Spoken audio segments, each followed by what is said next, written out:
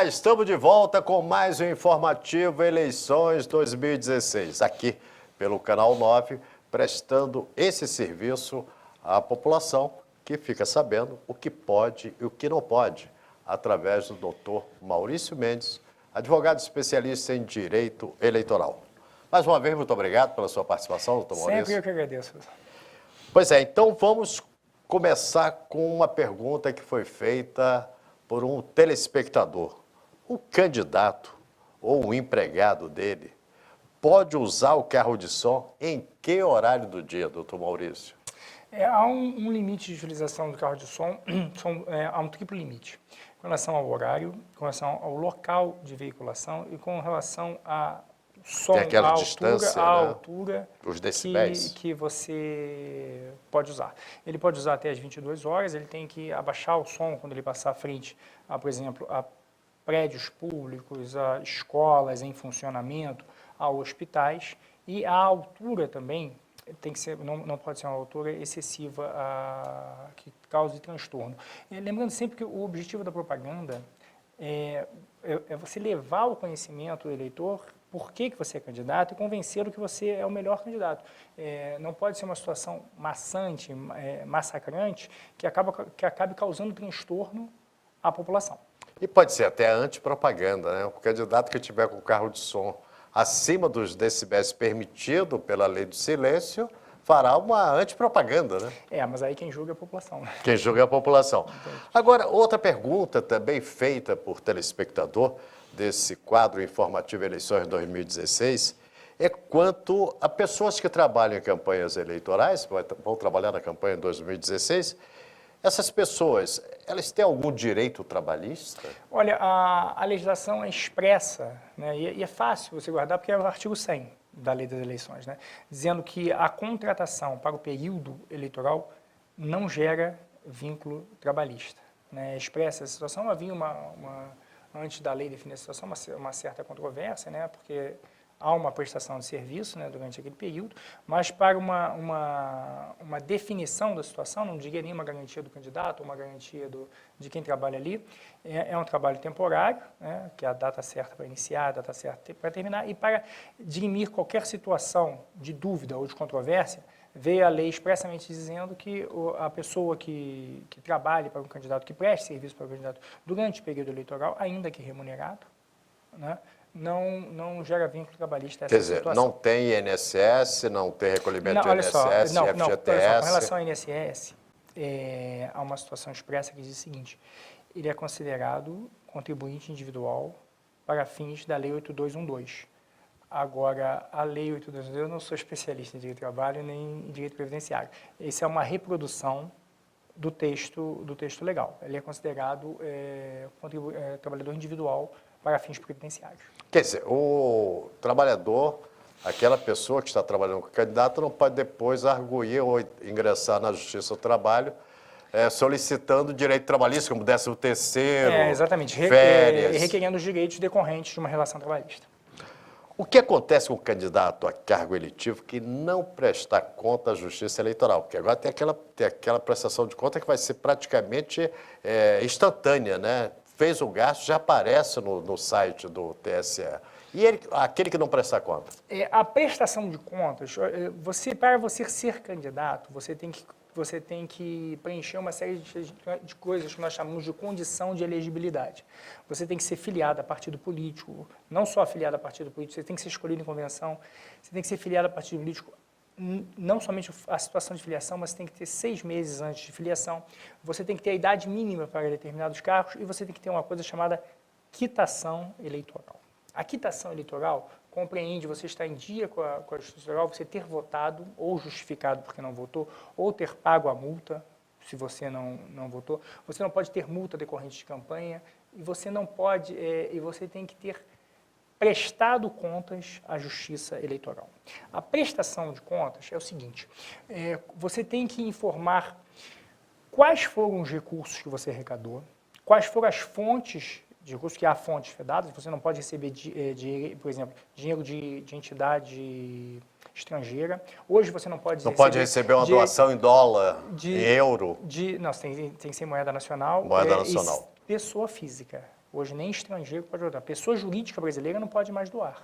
Né? Então você tem que provar a origem do seu recurso e mostrar como esse recurso foi gasto. Né? Então, a prestação de contas, a apresentação das contas, a não prestação de contas, que foi a pergunta que você fez, impede que você tenha a certidão de quitação eleitoral. Agora, o que as pessoas confundem às vezes há uma confusão entre você não apresentar contas com você apresentar contas e suas contas serem rejeitadas. A rejeição de contas não impede que você obtenha a quitação eleitoral. Né? Seria mais ou menos parecido com o imposto de renda, que você faz e depois vai acertando? Ou aqueles detalhes que... Mais ou menos, olha só, porque você tem que prestar contas, você tem que provar que a justiça analise de onde veio sua receita e aonde essa receita foi gasta, e como essa receita foi gasta. E também, se você não excedeu, acho que foi no primeiro bloco, nós dissemos que esse ano, pela primeira vez, há um limite, né, a primeira vez que eu estive aqui, há um limite de gastos. Você não pode exceder, e esse limite tem que ser seguido à risca. Né? Você não pode exceder sob pena de você ser processado por abuso do poder econômico. Então, a prestação de contas tem essa função. Mas existem 4 situações. Suas contas podem ser aprovadas, suas contas podem ser aprovadas com ressalvas, suas contas podem ser rejeitadas. Essas 3 situações não geram a perda da quitação eleitoral. Você vai conseguir a quitação eleitoral. Agora, se você não prestar, ou se você prestar de uma forma deficiente, que a justiça não tenha condição de analisar a sua situação, a justiça pode, apesar de você ter feito o ato material de apresentar as contas, a justiça pode julgar se suas contas foram não prestadas. Se acontecer isso, que é a coisa mais grave que pode acontecer numa situação de prestação de contas, você não tem direito à quitação eleitoral. E o que acontece? Qual é a sanção? Durante o prazo do mandato que você concorreu, normalmente 4 anos, porque 90% dos mandatos no Brasil são de 4 anos, à exceção de senador, né, você não tem a quitação eleitoral. Se você for candidato a Senado, você não tem a quitação eleitoral por 8 anos. Não tendo quitação eleitoral, você não pode concorrer a nenhum outro cargo eletivo. Ok. Agora, o eleitor pode denunciar o candidato à justiça eleitoral, doutor Maurício? Com certeza. O eleitor ele tem que fiscalizar a regularidade do pleito. Né? Eu repito, toda vez que eu gravo, que eu venho aqui conversar, eu falo sobre a importância hoje do momento que a gente vive. E falei, acho que a primeira vez que eu gravei aqui, a gente tem quase que um esporte nacional a gente fala mal dos nossos políticos. Sim. Mas eles não chegaram ali por golpe, eles chegaram ali porque eles foram escolhidos pela população. E agora é hora da população escolher quem ela vai querer que seja o representante, seja o que vai exercer o cargo de prefeito no Poder Executivo, seja o vice, né, seja quem vai exercer o cargo no Poder Legislativo. Né? A população não pode, eu vou escolher agora a pessoa que eu vou falar mal 4 anos. Não, a pessoa tem que escolher quem ela julga ser a melhor, quem dentro dos critérios dela, para exercer esses cargos. Então, durante as eleições, toda vez que ela ver algum ato que ela considere suspeito, que ela considere errado, ela pode encaminhar ao TRE, ao Ministério Público Eleitoral, a denúncia daquela situação para que o Ministério Público Eleitoral verifique, investigue, a própria Justiça Eleitoral, se aquela situação, primeiro, se aquela situação ocorreu e se aquela situação que é denunciada é uma situação que é contrária à lei. Ok. E a última pergunta de hoje, no nosso informativo Eleições 2016, Eu vou fazer uma observação que o Nixon falava. O Nixon foi caçado por causa de jornalista, né? Exatamente. E ele tinha restrições imensas, o jornalista falou assim, quando o jornalista falar só mais uma pergunta, você pode esquecer todas as outras, que é aquela que é importante. Olha, e essa realmente eu acho muito importante, porque já tivemos vários casos de Teresópolis. Em todas as eleições, na maioria delas, acontece a circulação de panfletos apócrifos, que aparecem nas ruas sem identificação. E muita gente acha que não vai dar em nada, né? Tem um amigo meu, Paulo Carneiro, que diz assim, o brasileiro tem mania de dizer que não dá em nada, mas já deu.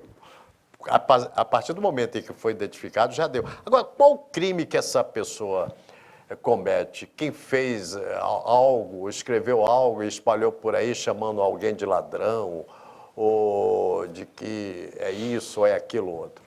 O crime não está em você distribuir algo anônimo, né? O crime está no conteúdo do que você distribui. No conteúdo, exatamente. No conteúdo que você distribui. Aí vai variar do conteúdo. Se você imputar crime a alguém, é uma situação de calúnia. Se você imputar fato, ainda que verdadeiro, mas ofensivo à reputação, fato, seria difamação. Se você ofender com adjetivos, atribuindo a uma determinada característica negativa, você comete injúria. O que eu chamo a atenção é o seguinte: se numa situação de normalidade, né, fora do pleito, fora da eleição, eu chamo alguém de ladrão, eu cometo injúria e é um crime de ação penal privada. Aquela pessoa tem que ir ao judiciário e me processar, porque eu estou atingindo a honra da pessoa. Se eu cometo esses mesmos atos com finalidade eleitoral, eu estou atingindo não a honra da pessoa, mas eu estou atingindo a lisura do pleito.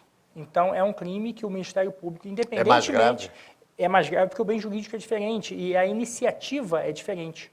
Se eu falo que você assaltou minha casa, né, que você roubou minha casa, e isso não é verdade, é uma calúnia, mas você pode escolher se vai me processar ou não. Falar, não quero briga com ele, não quero... Mas no caso... Porque eu atingi a minha honra. Agora, se eu falo que aquele candidato é ladrão, eu estou influenciando em toda a eleição. Então, o Ministério Público Eleitoral pode, por iniciativa própria, entrar com uma injúria com fins eleitorais, porque aí é um crime de ação penal pública incondicionada. Que é diferente da privada, né? Diferente da privada, que é a iniciativa da própria vítima. Ok. Muito obrigado, doutor Maurício Mendes, por mais essa participação aqui no Informativo Sempre Eleições 2016. E estamos encerrando mais esse informativo. Voltaremos em breve com mais perguntas sobre as eleições que acontecerão em outubro. E, é claro, a TV Cidade estará cobrindo os 4 cantos da cidade. Eu quero agradecer muito a sua participação pelo telefone e também pelo facebook.com/TV Cidade, Canal 9. A todos, até em breve, porque o informativo continua até o dia da eleição e apuração e também a diplomação dos candidatos. Até lá.